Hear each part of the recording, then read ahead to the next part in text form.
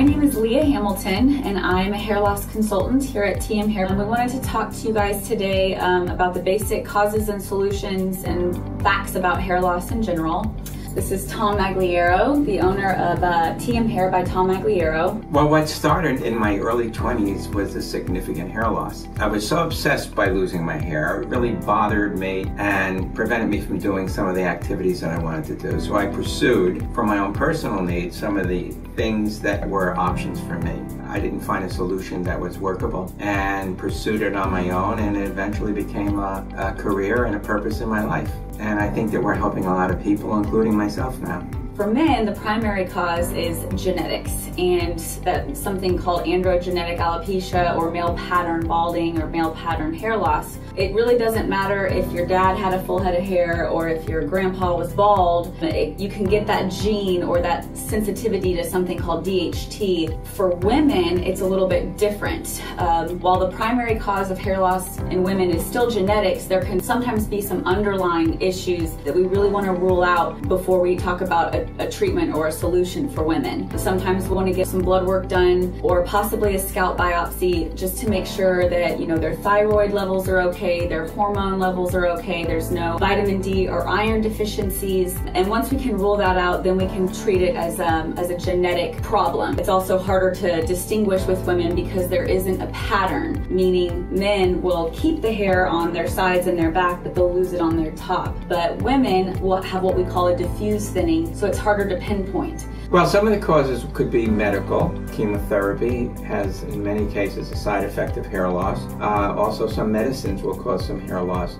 But the generalized population of our client base is either going to be a genetic hair loss for men or women. In my case, it was male pattern hair loss, so I have no growth hair in the entire top, so that had to be replaced.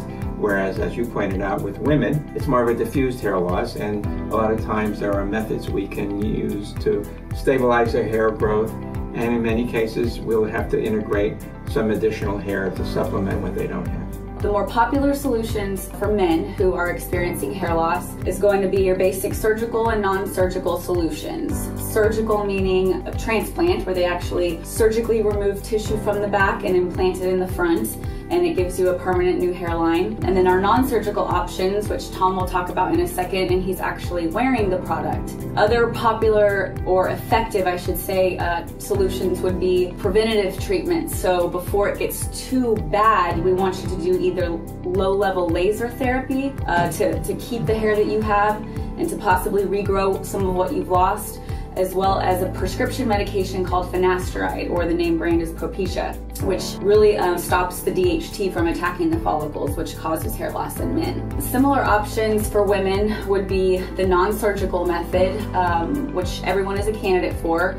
Most women are not candidates for a transplant because they don't have enough donor hair in the back area. We talked about them having a more diffused pattern, but again, they can wear the custom hair pieces or the non-surgical option, and then we can also do laser therapy for them. Most women don't know about it. Tom always says it's the best kept secret in Houston, but it's extremely effective, it's FDA cleared, and it does work.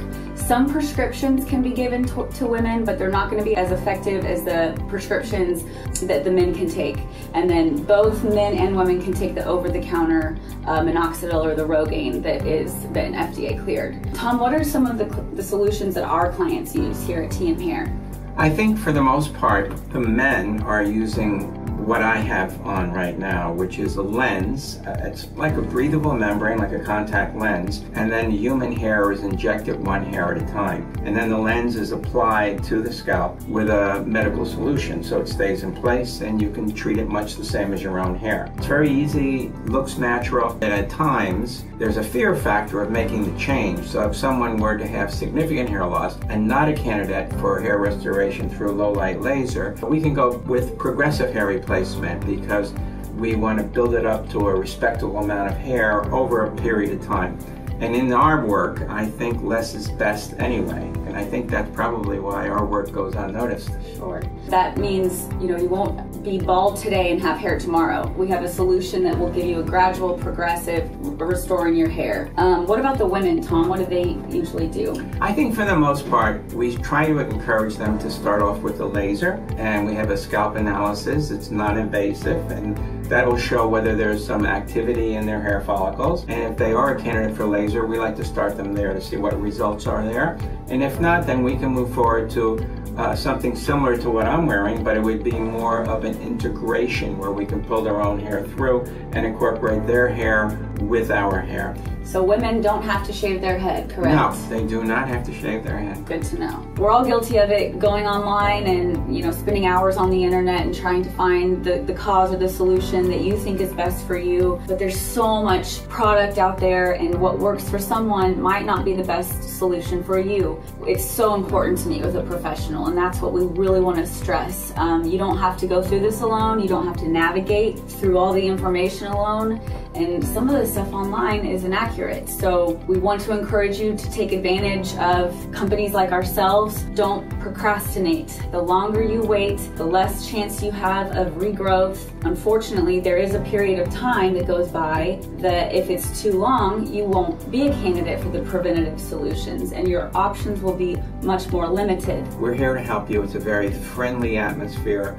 They're all private rooms for consultations. There's a ladies section, a men's section, and also all the hair cutting areas controlled by cosmetologists that work here to cut and style are all private rooms as well. So there's a great deal of comfort in that. I love what I do, and I think that Tom has done a very good job of training myself and my coworkers, the cosmetologists and everyone here. Since he's been through it himself, he's taught us how to show empathy and compassion to anybody who comes through those doors. We want you to feel comfortable, and at the end of the day, we want to provide you with a solution that will allow you to feel normal and hopefully give you some confidence back. Our company does offer the client a money-back guarantee for most of our solutions, so we really don't want you to have any hesitation in coming in. It's not for everybody. If it doesn't work for you, we'll give you your money back. If it's on your mind frequently, if it interferes with the way you do your normal daily life, if you're like a 9 or a 10, it's worth your while to come in and get some solution recommendations. But if you're 3, 4, or 5, and on particular days you have a bad hair day, I don't think it's that much of an issue for your life. So if you're an 8, 9, or 10, then give us a call, yeah, and we're happy to help.